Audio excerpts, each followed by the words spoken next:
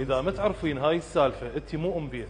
اهم سالفه بالمطبخ هي الترتيب. ادري بيكم تحبون الجرارات شكلها احلى، لا تسوين الكاونتر كله جرارات ولا تسوي كله بيبان. هاي لها اهميه وهاي لها اهميه. اكو اشياء حجمها كبير واستخدامها قليل ماكو داعي تضميها بالكاونتر وتلغين الكاونتر كله. اكو اماكن اخرى تقدرين تضميها بها.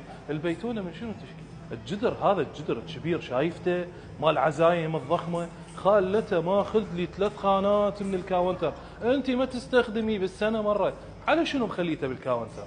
دائما بصف الطباخ وبصف السنك احسن ما تكومين بطاله المنظفات وبطاله الزيت بكل مكان، خليهن بهاي الباب بهاي السله الخاصه بيهن.